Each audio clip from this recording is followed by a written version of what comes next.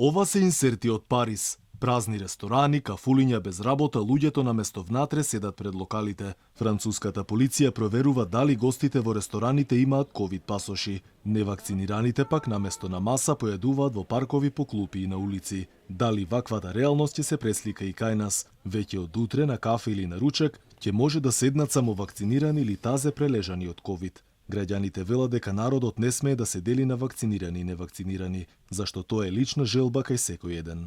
Не го правдувам тоа, воопште не е уреду. Значи, ако ми е болја, ќе се вакцинирам. Ако не ми е болја, значи не се вакцинирам. Не треба тука да има забрана због што некој не се вакцинирал да влезе у капич. Луда работа, ова не е како што треба, ама ќе се опре, можда природава сама ќе реши проблемот.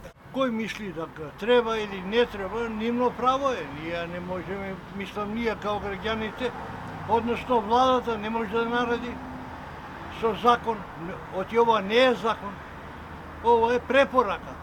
Освен во Франција, ваквата пракса веќе извесен период се применува и во другите земји. Например, во Црна Гора никаде не сме да се влезе без потврда за вакцина или прележан ковид.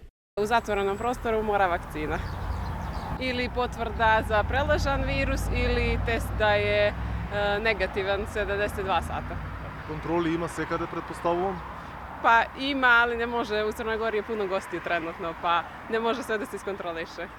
И додека добар дел од народот е против новите ковид мерки, вечерва од 19 часот се одржува протест пред Македонското собрание во знак на револт. Протестот е народен, непартиски, без разлика на вера и политика, бидејќи се работи за заштита на неосновните човекови права кај нас и насекаде во светот. Вакви протести се одржаа во повеќе европски градови.